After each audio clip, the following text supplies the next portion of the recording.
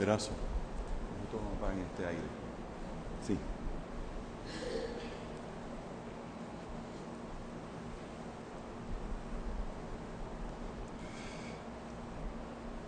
No es necesario en esta mañana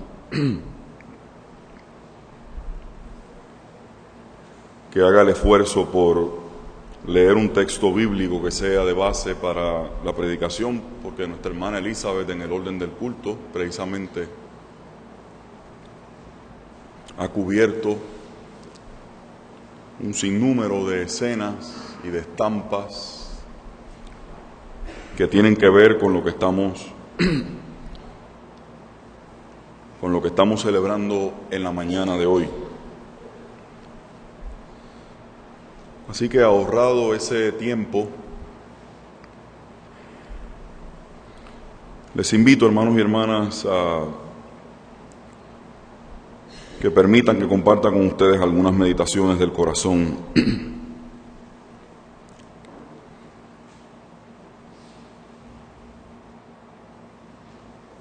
Dios de la vida, te pido en esta mañana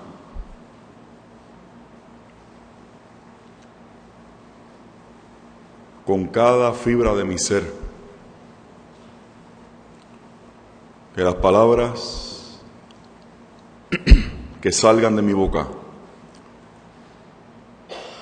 fruto de las meditaciones de mi corazón, sean para la gloria de tu nombre y sean también de bendición, de invitación, de salud y de transformación para las vidas que están aquí congregadas en esta mañana. En el nombre de Jesús. Amén. Amén. Nos es muy claro ver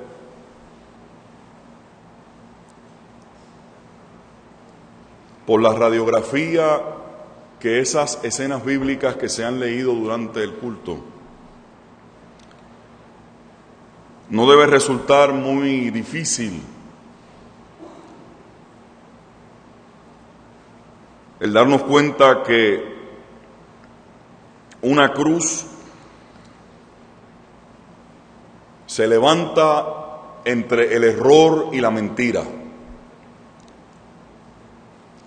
Una cruz se levanta entre la intriga y la manipulación. Una cruz se levanta entre las maquinaciones oportunistas y la mezquindad, la mendacidad. Una cruz se levanta entre la violencia y la burla.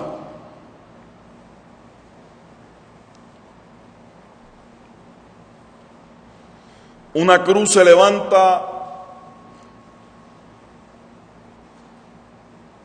entre la maldad y toda forma de alianza trapera.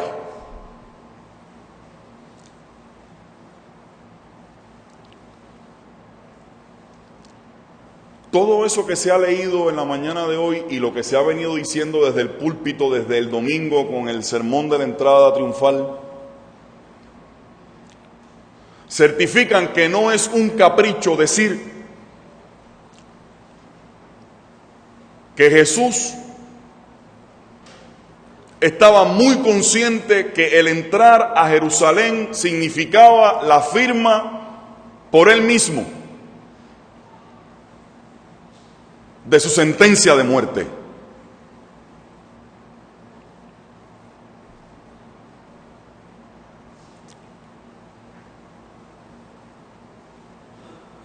Saduceos, fariseos, soldados, gobernantes, Sanedrín, autoridades del imperio presentes en la colonia de Galilea, de Judea, de Palestina,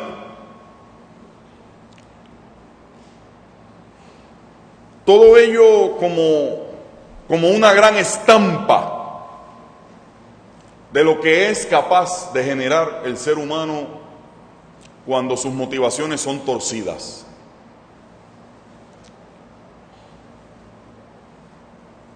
Por eso es que siempre es importante mirar lo que significa la cruz. Porque no solamente es visitar otra vez ese lugar conocido para nuestra conciencia de fe, ese lugar conocido del amor de Dios, de la misericordia de Dios, de la gracia de Dios, sino que también viene a ser el lugar en el que podemos ir a visitar de una forma condensada toda la capacidad del ser humano para generar el mal.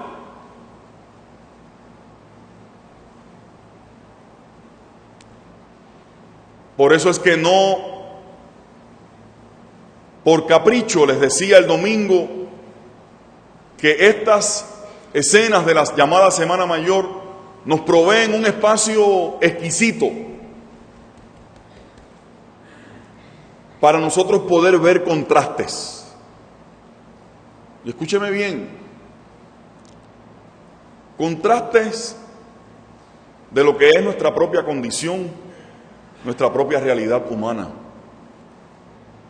Mira, hermano y hermana, porque son contrastes que nos ayudan a nosotros a tener un retrato más claro de quiénes somos nosotros mismos.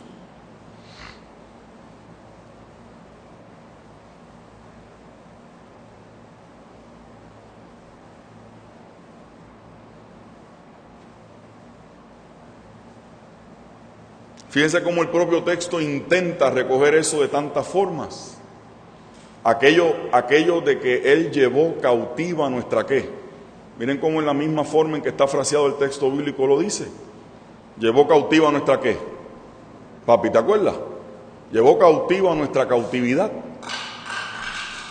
Llevó cautiva nuestra cautividad.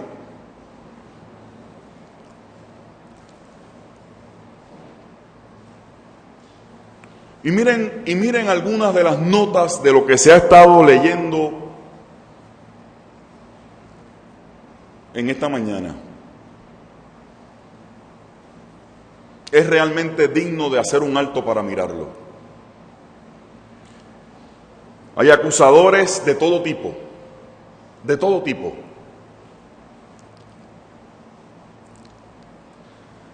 Pero no solo son acusadores, sino que son acusaciones falsas. Acusaciones sin fundamento.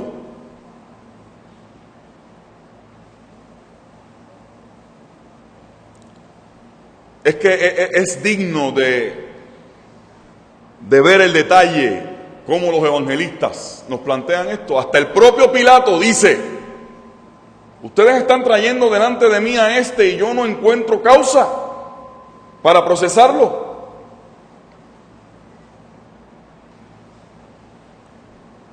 Y como todo un líder íntegro,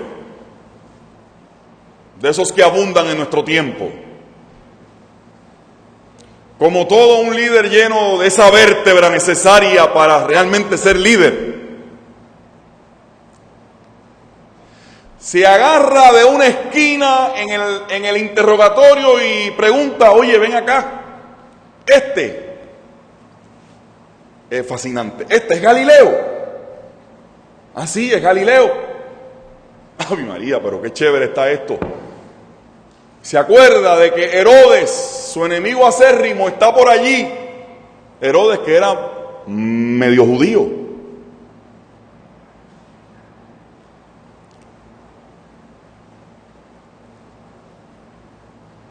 Porque se conoce que Herodes tenía sangre idumea. Era idumeo, así que estaba corriendo por su sangre parte de la mancha de plátano de palestinense. Y dice: pues envíenselo a Herodes porque él tiene jurisdicción sobre él. Me río por lo patético que es. Y allá va donde Herodes. Y Herodes y Pilato ¿cómo es que dicen? Como el agua y el aceite, ¿verdad? Como el agua y el aceite. Ni en pintura. Fíjense. Miren la madeja de cosas entre las que estaba Jesús. Ni en pintura se podían ver estos dos individuos. Y entonces Herodes, dice que Herodes se alegró cuando vio a Jesús. Yo me imagino la alegría que le dio a Jesús ver a Herodes. Que se alegró de verlo porque había escuchado de él.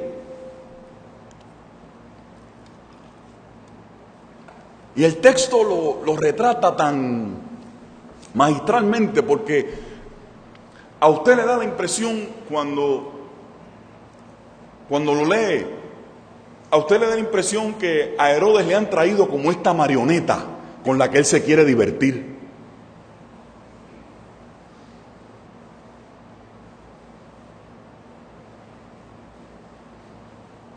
Es como si él hubiera escuchado de este maravilloso encantador de serpientes al que él le quería ver haciendo algo extraordinario. Y el texto lo dice, que estaba deseoso por verle hacer alguna de las cosas que él había oído que él hacía. Ya lo habían escupido, ya le habían entrado a galletas, ya le habían dado puño, ya se habían burlado de él, ya que el otro había hecho el espectáculo allá en palacio. Y cuando este individuo recibe a Jesús, dice que se alegró porque llegó el muñeco que él quería ver en el performance. Le quería ver hacer un milagro. Por eso es, a mi humilde modo de ver, por eso es que cada vez que comenzaba a hacerle preguntas, y el texto señala que le hizo muchas preguntas, dice que Jesús ¿qué?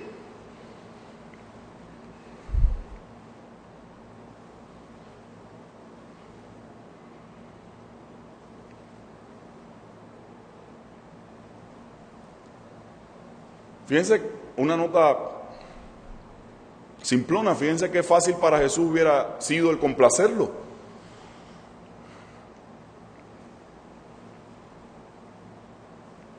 Pero dice el texto bíblico que mientras más aquel parecía un loro preguntando y le crecía la expectativa de ver al muñeco en acción, dice el texto que Jesús no decía nada.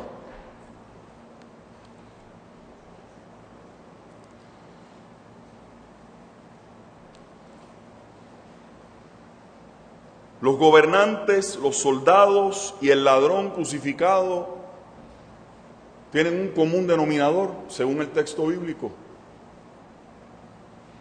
A Dios mira si por ahí va el que salvó a otros.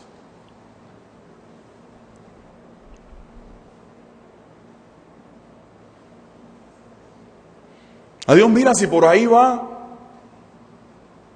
el que sanó leprosos, el que devolvió la vista a los ciegos, el que hizo hablar a los mudos, el que hizo caminar a los paralíticos.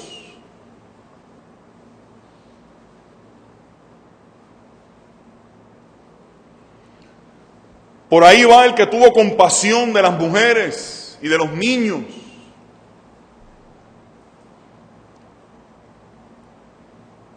A otro salvó, sálvese a sí mismo, sálvate tú mismo.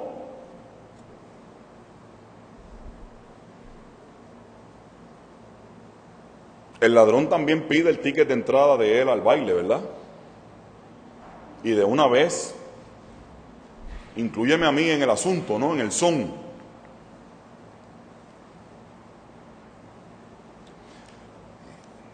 Y yo comencé diciendo que la cruz se levantaba entre el error y la mentira, la manipulación y la maquinación oportunista, entre la mezquindad, la mendacidad y la violencia. Y hago alusión a todo esto, hermanos y hermanas, no para llenar el espacio del sermón, sino para decir que fíjense que Jesús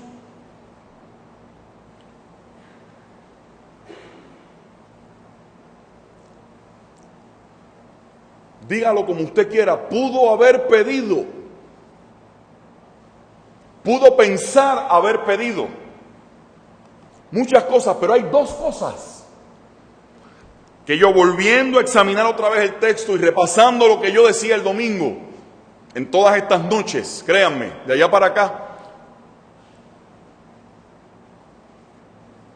hay dos cosas que aquí no ocurren.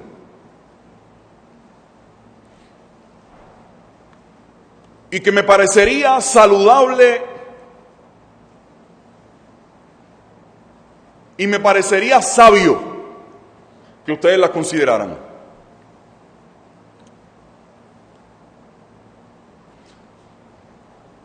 Lo primero es que con todo el cuadro que estaba frente a él en la entrada a Jerusalén y con todo lo que hemos dicho hasta ahora, en primer lugar, a Jesús no se le quita del frente la responsabilidad de entrar a Jerusalén. Escúchenme, hermanos.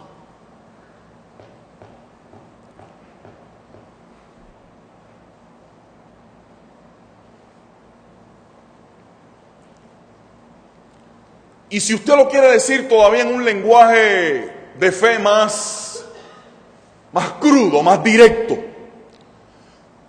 Dios no releva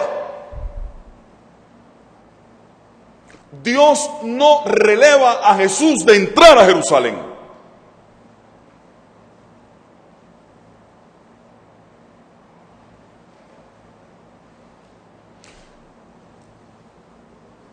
Dios no releva a Jesús de entrar a Jerusalén.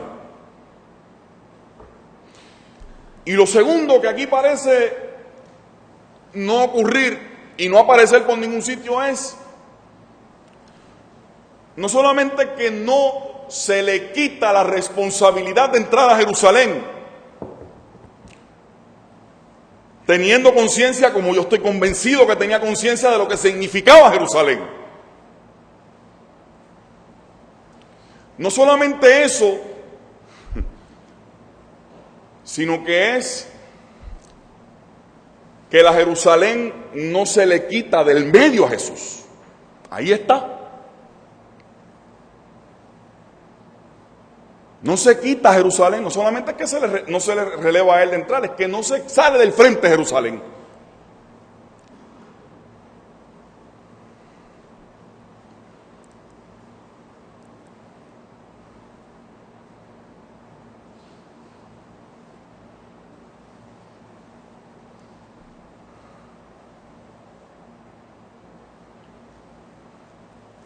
Y entonces yo me ponía a pensar en estos días,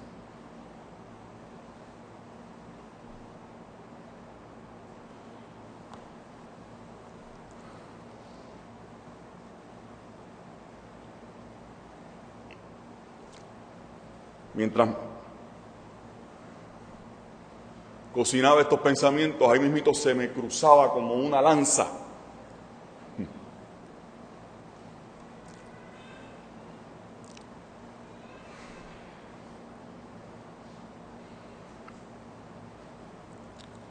qué grande es este Dios nuestro. Se me cruzaba como una lanza esa lectura que se leyó al principio del culto y que dice un montón de cosas así que parecen como que son medios complicadas y medios enredadas, pero qué importante es comprenderlas y entenderlas para entonces ver la grandeza y la magnitud de este amor.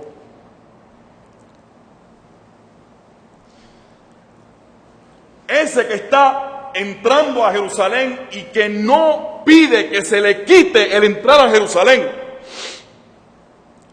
Y por otra parte, ese Dios que no quita de enfrente la Jerusalén a la que hay que entrar. El autor a la gente en Colosas le dice, ese es la imagen visible del Dios invisible. Ese es aquel por el cual fueron creadas algunas cosas. Las más fáciles, las que solamente vemos. Por ese fueron creadas todas las cosas.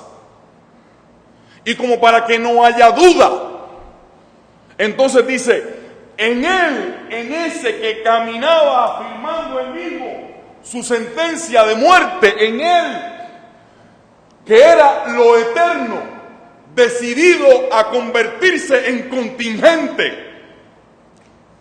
Lo eterno, lo incondicionado, había determinado condicionarse a sí mismo.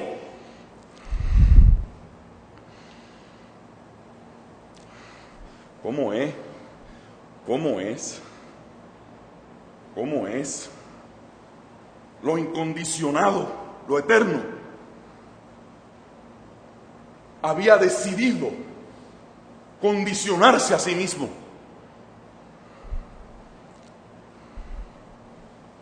¿Cómo que condicionarse a sí mismo? Bueno, por lo otro que se leyó hoy, si usted estuvo atento. Condicionarse a sí mismo. Es decir, lo que decía Pablo a Filipos, entrando en la condición de ¿qué? Entrando en la condición de ser humano. Y haciéndose, mire si decidió condicionarse. ¿Y haciéndose qué? ¿Haciéndose qué? Haciéndose obediente hasta la muerte. Y no cualquier muerte.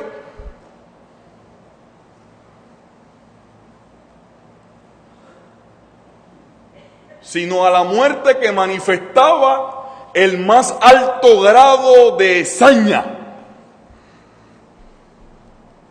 de violencia. Entonces, mire lo que estamos diciendo, que ese, por quien subsisten todas las cosas y todas las cosas por él fueron creadas, que Dios decidió que en él habitase toda la plenitud. Alabado sea el nombre del Señor. Ese estaba entrando a Jerusalén, dispuesto a someterse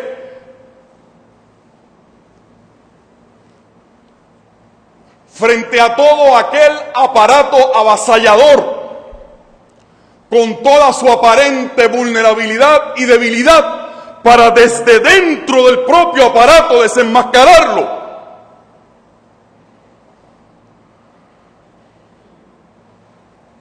Que es una de las cosas que perdónenme que use esta palabra de vez en cuando, pero es que no encuentro otra, que es una de las cosas que me arrebatan y me cautivan y me enamoran de la forma en que Dios hizo lo que hizo en la persona de Jesucristo.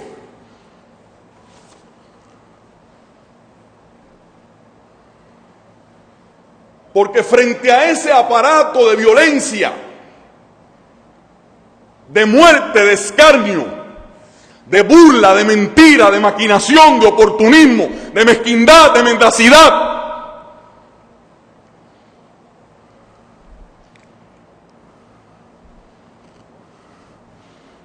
de ratería emblanquecida,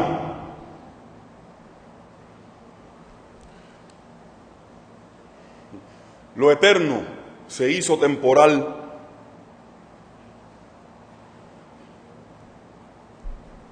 Lo omnipotente se hizo débil.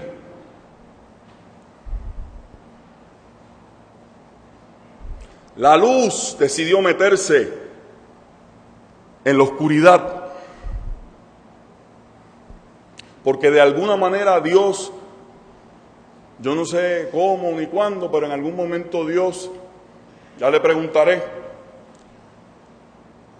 se dio cuenta que la única forma de derrotar todos esos mecanismos era entrando al interior de su propia fuerza, para desde ahí no solamente desenmascararlo, sino para desde allá adentro, con la fuerza de ese amor, implosionar todo eso y mostrar que en esa vulnerabilidad y en esa aparente debilidad había una fuerza que era muy superior a la propia Jerusalén y a la propia cruz.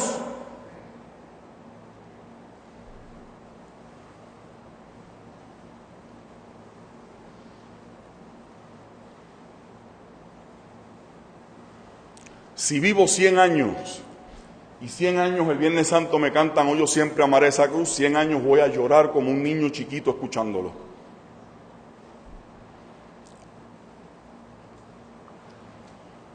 Porque es aquella cosa, perdónenme si me ven así, pero es aquella cosa del salmista cuando decía, alto es. O sea, nosotros estamos hablando de cosas que uno mismo tiene que hacer un pare para decir, alto es. 139 es el que dice eso. Alto es, no lo puedo ¿qué? Alto es. No lo puedo comprender. Alto es. ¿Cómo es eso que yo le adoro y que yo amo a un Dios que desde lo eterno abraza la temporalidad?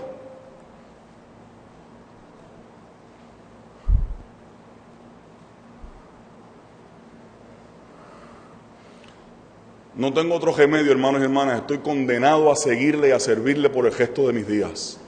No tengo otro, es que no tengo otro remedio. Es que no tengo otro remedio. Porque me revuelca la vida completa este Dios. Me revuelca la vida completa este Dios.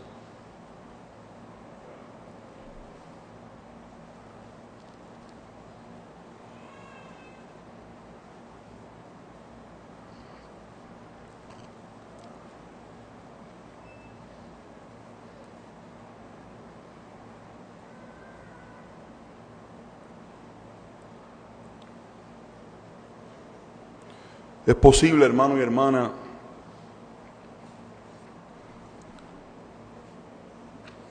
que entendiblemente tú le hayas pedido al Señor en un momento, en dos momentos, en varios momentos, en muchos momentos, no sé en cuántos momentos.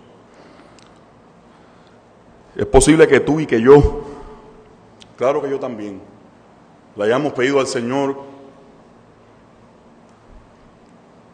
si hubiese una oportunidad de evitar la Jerusalén que tenemos de frente en algún momento dado. No me levanté la mano, pero ¿cuántos lo hemos hecho?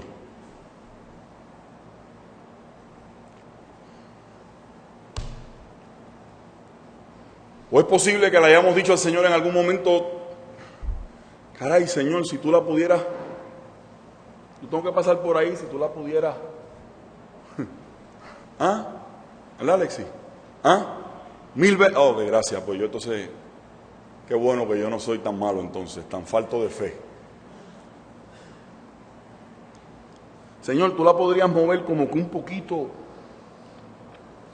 como que unas latitudes y unas longitudes, tú la podrías mover un poquito más así a la derecha del mapa. Porque fíjate, yo no quisiera tener que pasar, fíjate qué cosa, yo no quisiera tener que pasar por ahí.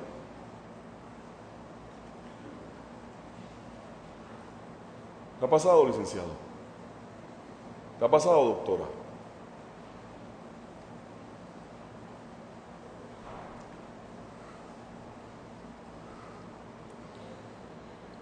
Cuando aparecen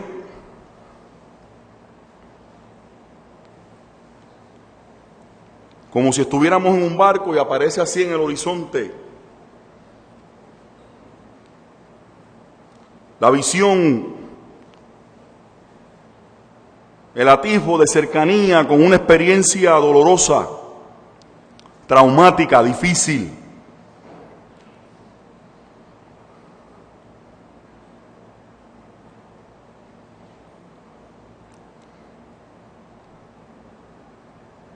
En este caso, imagínese el dolor de sentirse abandonado por los suyos mismos.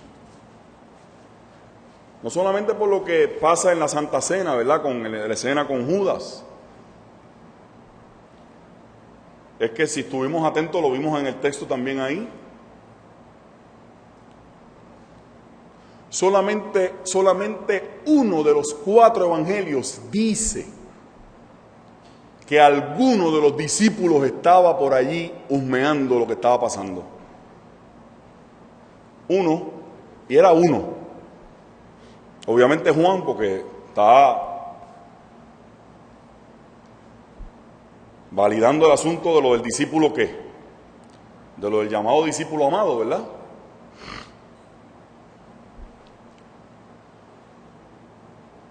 Yo me río siempre con esa forma de Juan retratar eso, ¿verdad? Porque a todos nos gustaría sentirnos que somos los discípulos amados para el Señor, ¿verdad? Eso es una forma siempre que me ha estado muy curiosa, ¿no? De cómo Juan retrató él mismo esa relación que tenía con Jesús. A todos nos gusta sentirnos especiales, ¿verdad que sí? Parece lindo.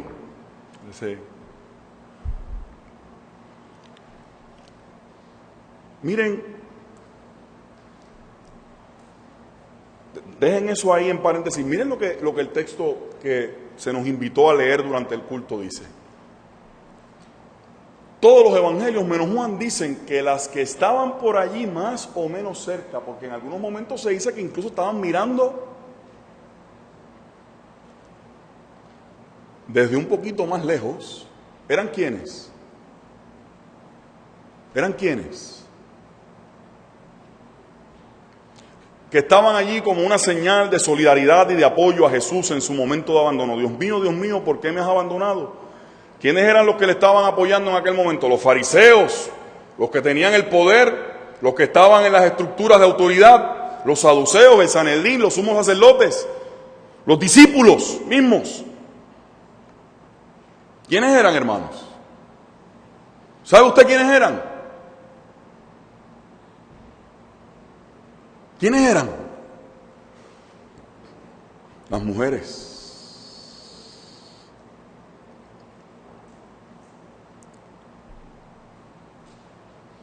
Y eso es un dato que está ahí para... Eso es un dato que está ahí para rellenarse y para que nosotros vengamos a decir, oiga esto porque estoy muy en serio ahora, para que nosotros vengamos a hacer el mismo retrato sexista y machista que de la mujer del jurado número 10 hizo el presidente del jurado cuando decía que en medio de las deliberaciones en esa tipificación machista y sexista burda que hizo, dijo, no, bendito, la pobre mujer se fue a una esquina a echarse a llorar.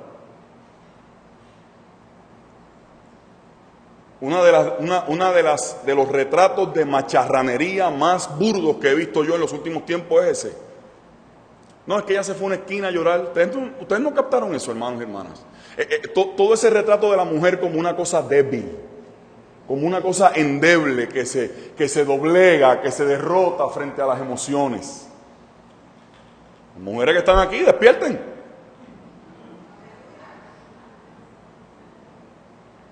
Despierten. Que ese individuo está retratando la sociedad de patriarcado en la que todavía estamos viviendo. Porque muchos no lo dicen y se adornan con vestidos de mucha liberalidad y de muchas cosas, pero en el fondo piensan lo mismo. Fuera de la iglesia y en la iglesia. Anatema sea.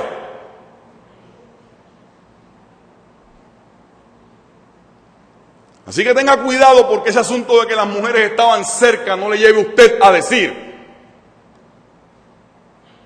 una insolencia y una necedad como que, ay sí, las mujeres siempre, fíjate que es que son, fíjate, bendito, sí, como el hombre estaba allí sufriendo, ellas estaban allí con él. ¿Sabes que las mujeres son así, son como, ellas son así, chéveres, tú sabes? Lo mismo que hizo como lo llamé en estos días, este Miocid campeador, este poeta de la vida.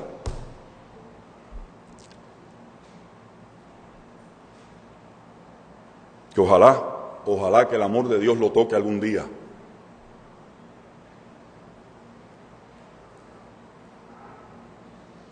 El miedo que tengo es que se llame cristiano y vaya a una iglesia. Ese es el miedo que tengo.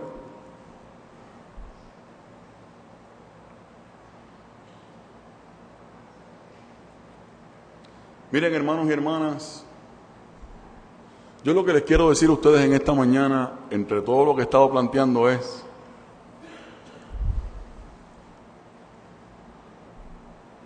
que en toda esa mezcla que está ahí todo a la vez, si ustedes ven que estoy mencionando varias cosas a la vez, es que así es como está ahí está todo a la vez. Ese grito de Dios mío, ¿por qué me has desamparado? Ese grito de Padre, perdónalos porque no saben lo que hacen. Es el grito de la persona de fe. Porque aquel que tiene fe en Dios siempre busca tener fe en el ser humano.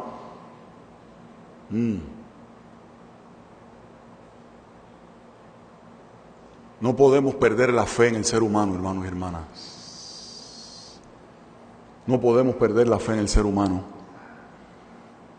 Jesús hizo lo que hizo porque hasta la hora de su muerte tuvo fe en el ser humano. Es la pregunta, mire, olvídese ahora de Jesús, perdóneme que lo diga así, mírese usted mismo.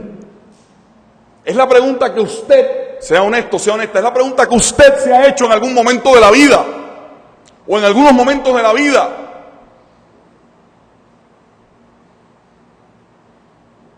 Como le ocurrió a Bolívar, el libertador. Es la pregunta que le puede ocurrir a usted, que se puede suscitar, que se puede cuajar en usted en esos momentos de la vida en los que usted siente que usted ha estado haciendo un sacrificio, haciendo una inversión de amor, de esfuerzo, de tesón, de perseverancia en algún proyecto de la vida, con su matrimonio, con sus hijos, en el trabajo, por la situación económica, por lo que sea. Ha aparecido ese momento de la vida en el que usted se ha preguntado, ¿lo que estoy haciendo vale la pena?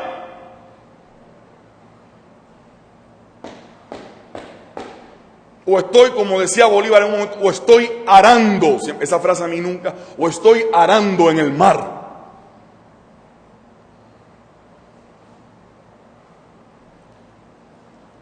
Jerusalén, tengo que meterme en ella, no se sale del frente, no me la sacan de enfrente.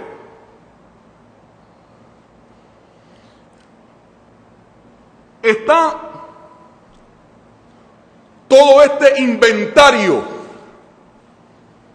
de roedores buscando aserruchar el palo.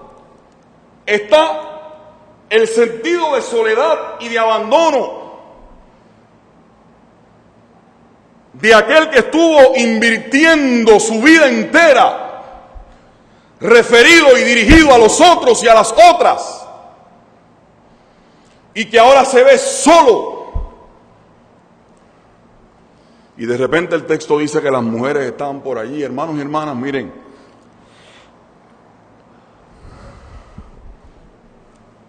yo le quiero decir a usted en esta mañana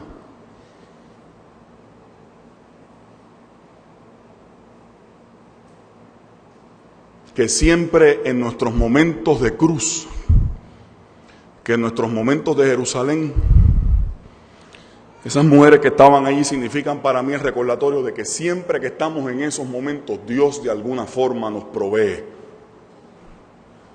Dios de alguna forma nos provee la compañía de gente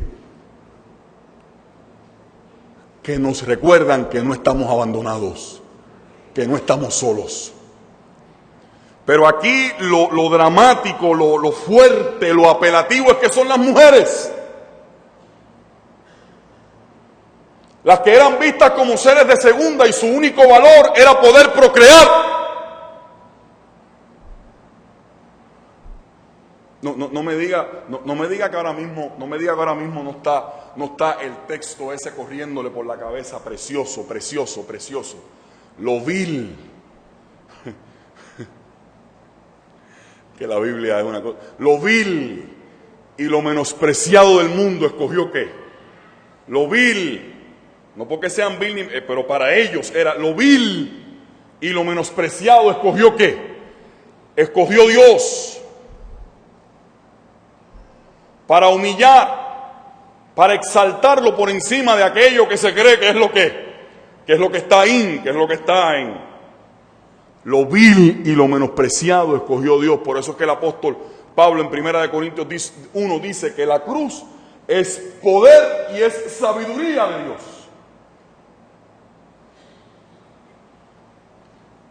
Porque allí estaban paradas esas mujeres que posiblemente nadie les hacía caso y que no resultaban.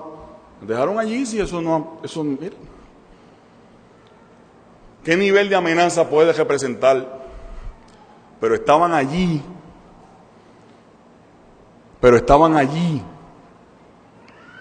Para recordarle a Jesús que siempre el Padre se encarga en nuestros momentos de cruz y en nuestros momentos de calvario de hacernos llegar cerca a gente que nos hacen ver que aunque no se nos dispense de la cruz, a través de la cruz y en esa escena de la cruz siempre hay un poder que puede más que la cruz y que el dolor de esa cruz que nos hace mirar más al frente y saber que después de Jerusalén hay algo más.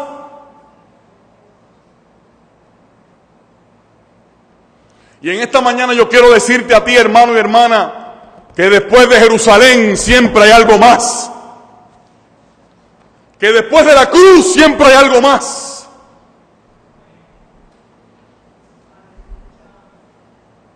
Alabado sea el nombre del Señor. Después de la cruz hay algo más.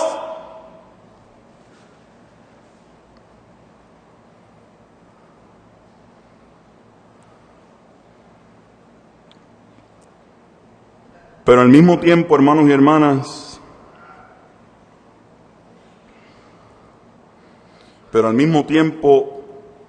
la presencia de esas mujeres allí es un emplazamiento para ti, para mí. Para que cuando nosotros veamos a otros en su cruz y en su Jerusalén, mire, compay,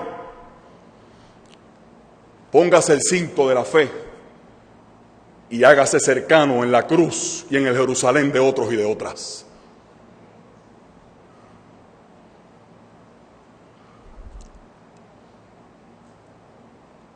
No se vale estar a distancia de un tiro de piedra, hay que estar ahí. Hay que estar ahí. Y en la presencia de esas mujeres estaba Dios haciéndose presente allí para Jesús también.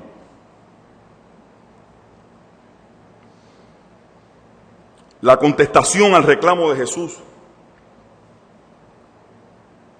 Y voy a volver a repetirlo, hermanos y hermanas.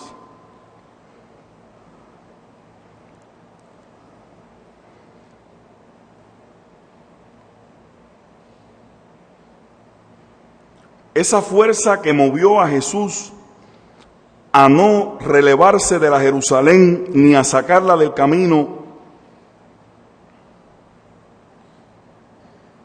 lo que yo llamaba el domingo, esa profunda convicción de un sentido del deber con el que al que había que ceñir la vida. Yo estoy seguro que permitió que Jesús pudiese mantenerse firme porque sabía que después de la Jerusalén y después de la cruz había algo más. El mensaje de la cruz nos dice que después de tu Jerusalén y después de tu cruz siempre hay algo más. Siempre hay un poder, siempre hay una fuerza, siempre hay un dínamo que es más que la cruz y que es más que Jerusalén y que tiene la capacidad para levantarnos por encima la mirada de eso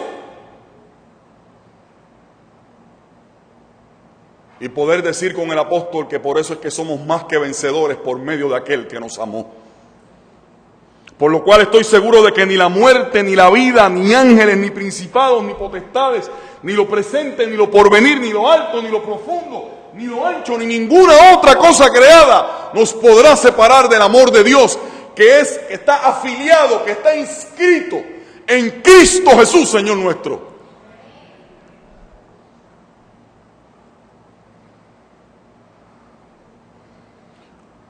Por eso es que nosotros decimos que la cruz es fuente de salvación. ¿Lo ve?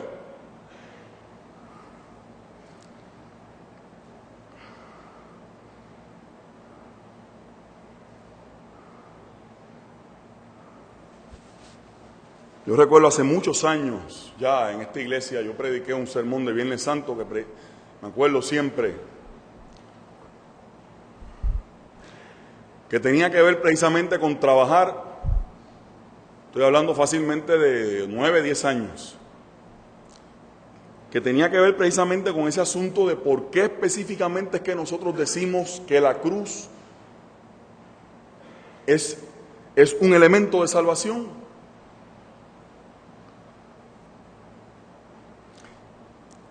¿Qué tipo de salvación, hermanos y hermanas? Es la pregunta que también entonces cabe. ¿Ese issue está ahí? Oye, maestro, sálvate tú mismo. ¿Qué tipo de salvación entonces es? Sálvate tú mismo.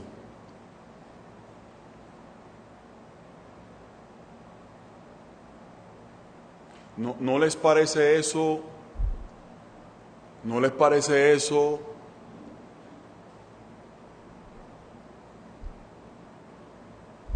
digno de anotarse, sobre todo cuando el propio Evangelio narra que al principio del ministerio de Jesús Él fue tentado? ¿No les parece esto una nueva forma de tentación? Adiós, pero si tú eres el Hijo de Dios, ondéate por ahí para abajo del pináculo del templo para que tú veas cómo Él va a mandar ángeles cerca de ti. Pero zúmbate por ahí para que tú veas lo que es. Pero si tú mismo no lo estás diciendo, que ese Dios tuyo, que ese Padre tuyo, bla, bla, bla, bla, bla. Pues vamos a ver si el gas pela. La tentación del espectáculo, la tentación del mollero. Siempre esto hay que decirlo, hermanos y hermanas. Siempre esto hay que decirlo.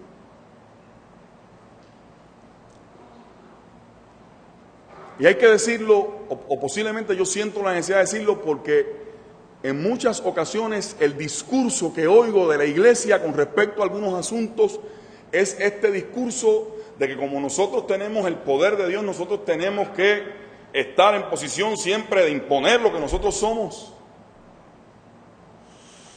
Uy, qué trabajo me da eso, hermanos y hermanas, porque me suena a la cuestión de sálvate a ti mismo.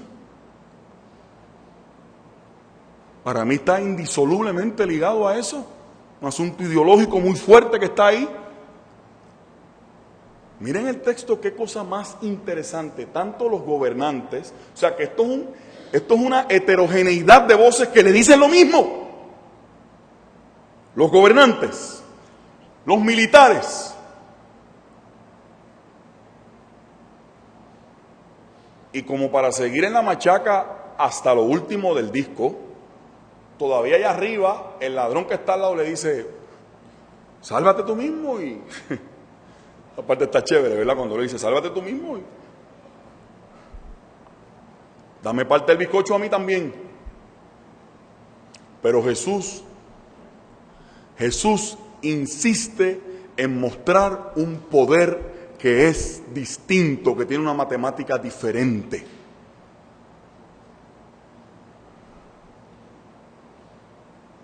Por eso es que el propio apóstol Pablo dice aquella otra locura, porque en mi debilidad es que su poder se perfecciona.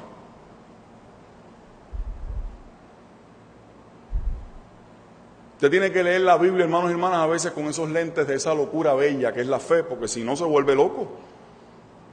Se vuelve loco. Eso para mí es una de las bellezas, ¿verdad? La belleza de la fe. Porque, ¿cómo es eso? Que cuando yo soy débil, entonces es que soy ¿qué? Es que soy fuerte. ¿Cómo va la cosa?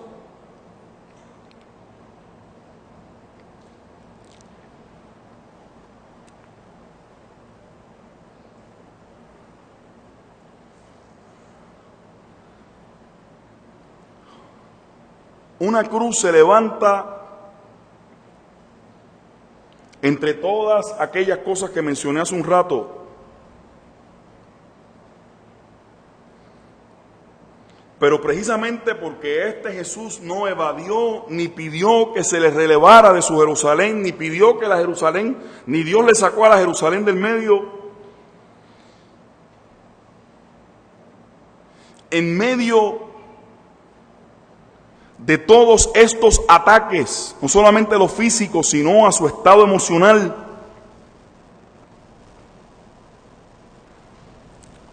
de haberse preguntado si valdría la pena lo que estoy haciendo.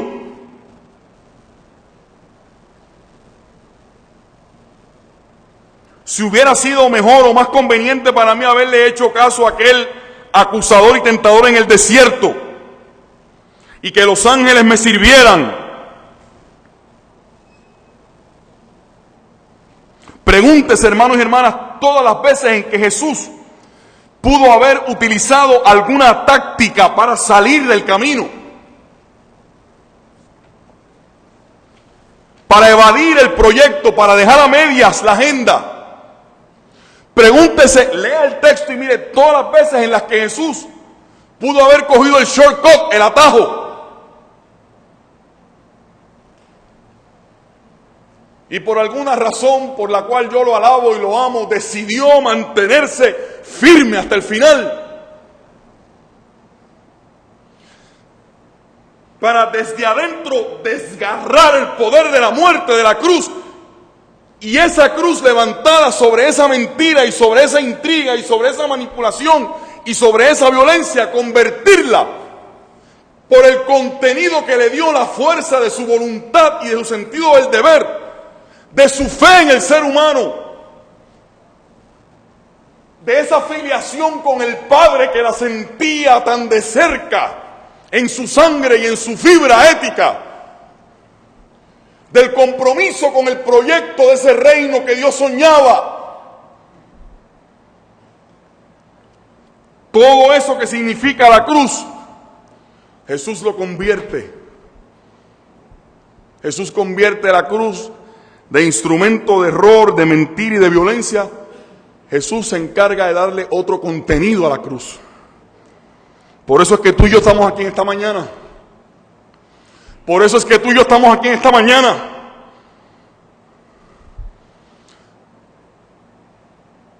Porque la decisión de la voluntad y el amor férreo e inquebrantable de este hombre, su fe en ti y en mí,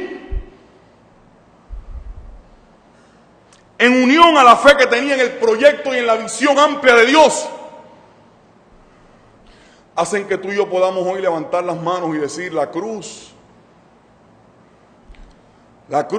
que es instrumento de muerte, la cruz Él la convirtió en instrumento de vida. Alabado sea el nombre del Señor. Alabado sea el nombre del Señor. Alabado sea el nombre del Señor. Alabado sea el nombre del Señor. Y la cruz, que aquellos la veían como un instrumento de aplastamiento, de sojuzgamiento, de rendición violenta, Jesús la convierte en un instrumento de justicia, en un instrumento de reivindicación, en un instrumento de paz.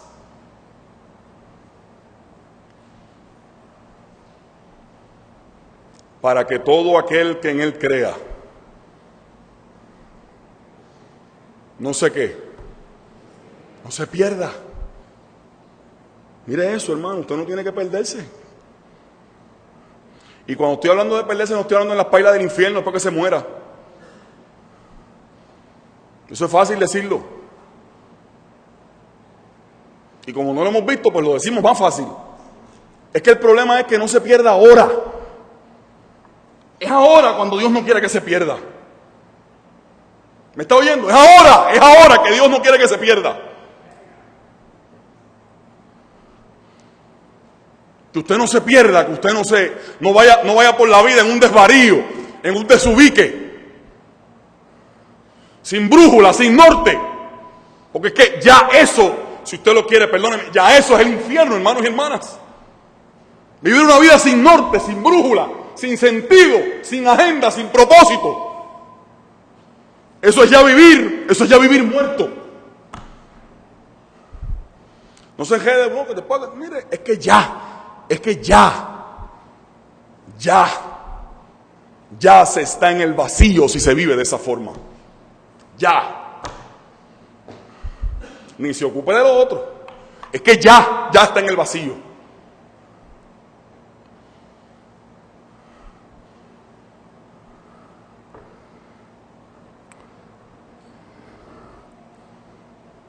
Jesús decidió darle otro contenido a la cruz.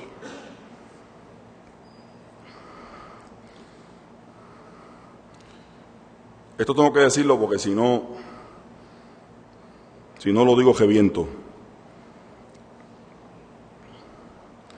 Eso no quiere decir, hermanos y hermanas,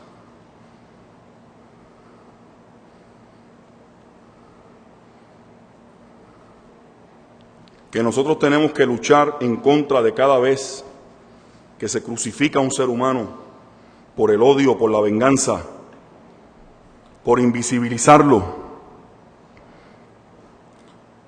Y de las grandes cantidades de personas que a diario viven una crucifixión continua. Porque el sistema de cosas los tiene reducidos a eso.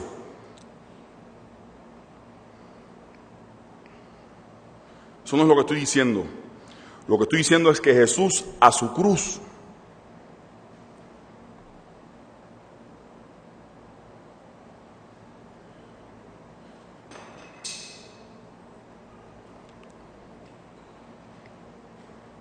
no sentí que virtud salió de mí, pero sentí una sombra por aquí, de alguien que yo conozco, que me vienen a chequear.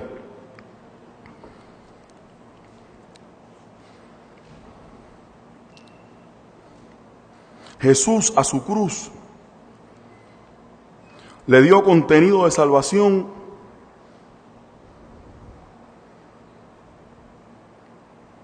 proponiéndote a ti y proponiéndome a mí en esta mañana y siempre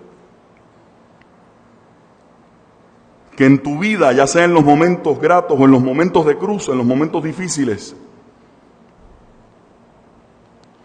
no solamente es que Él tiene la capacidad para acompañarnos, sino que Él tiene la capacidad para que tú puedas convertir tu cruz en una herramienta a través de la cual descubras que hay otro futuro después de la cruz y que ayudes a otros a descubrir y a otras a descubrir en medio de sus cruces que después de Jerusalén y después de la cruz hay más futuro.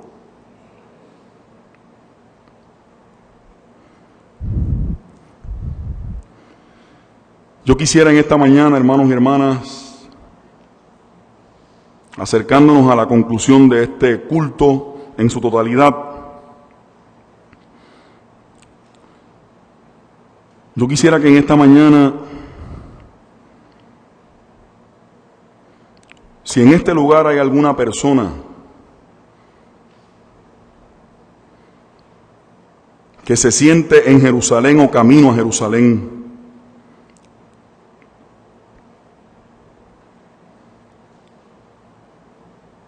si hay alguna persona que experimenta que de alguna manera las circunstancias le han hecho sentirse abandonado o abandonada, huérfano o huérfana, desprovisto de toda fortaleza y de toda consolación,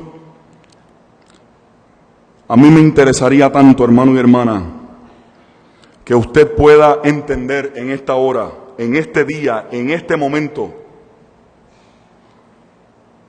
que en este lugar y donde quiera que usted camina, cerca de usted está el Dios que a lo mejor no lo saca de Jerusalén ni le quita a Jerusalén del medio, pero aquí está el Dios que en medio de tu Jerusalén te acompaña, en medio de tu cruz te sostiene, para que sepas que siempre hay un poder y una fuerza que va más allá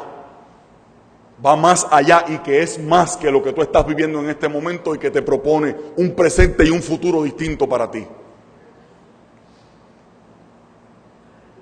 Por eso nosotros seguimos diciendo que la cruz es fuente de salvación. Por eso a nosotros se nos ocurre seguir afirmando que la cruz es poder de Dios.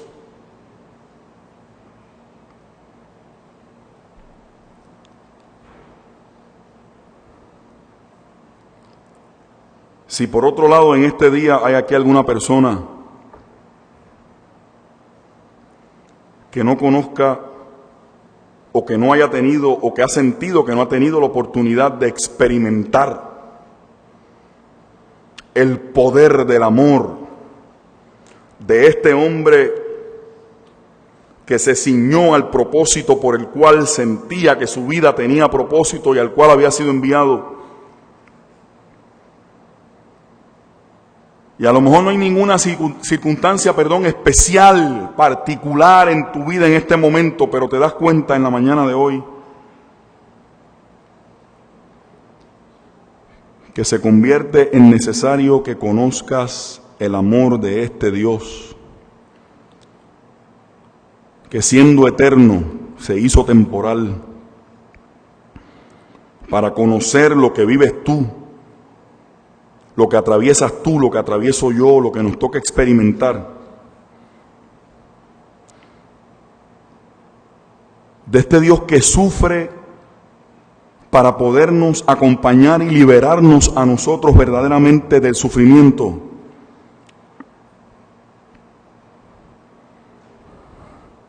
De este Dios que vale la pena seguir.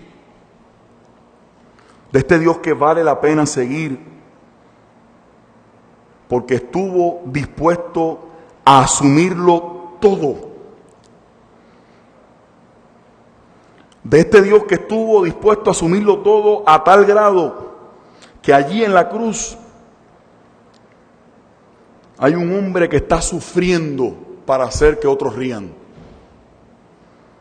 Hay un hombre que está muriendo para hacer que otros vivan.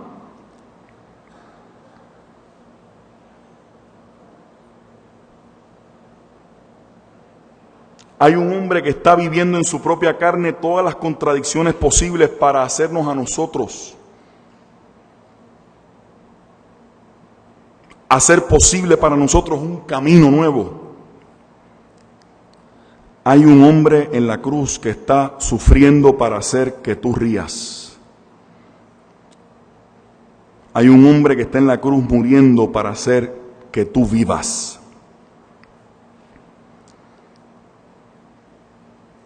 Yo invito en esta mañana que sea alguna persona en este lugar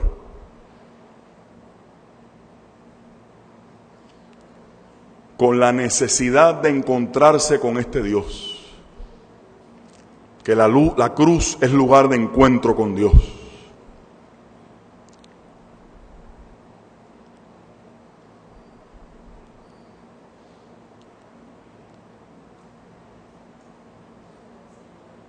Y que comienza a sentir la necesidad que le ocurría a varias de las personas que iban mirando a Jesús en el camino, y que los evangelios nos dicen que se reiteraba aquella pregunta, ¿quién es este?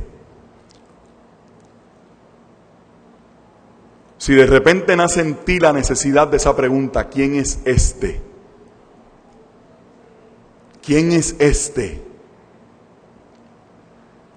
Yo no puedo dejar pasar la oportunidad para pedirte que te acerques más para que veas quién es este. Que te acerques para que veas quién es este. Que le des la oportunidad de mostrarte y de revelarte lo que Él puede hacer en tu vida, para que lo que no has encontrado como sentido para tu vida hasta el día de hoy seas capaz de encontrarlo. Alabado sea el nombre del Señor. Para que ya no sientas más que lo único que llena tu vida es un gran vacío, que lo tratas de llenar con artificios y con cosas que realmente te percatas que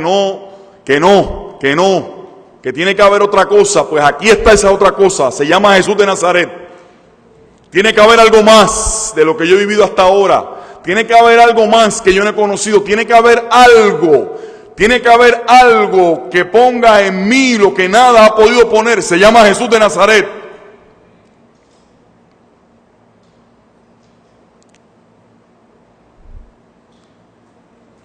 Tiene que existir algo. Tiene que existir algo que me ponga a mí en ruta para sentir que mi vida es genuina, que es valiosa, que tiene propósito. Se llama Jesús de Nazaret.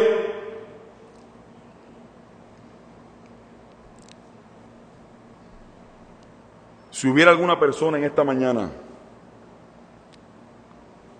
que como consecuencia de algo de lo que se haya planteado aquí en este día,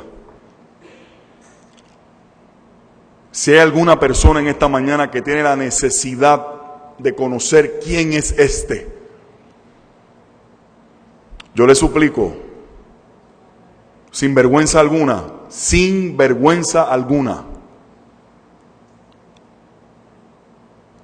no se frene, hermano y hermana, no se frene. Agarre la oportunidad que le da el Jesús de Jerusalén y el Jesús de la cruz. Agarre la oportunidad que le da el Jesús que entra a la Jerusalén para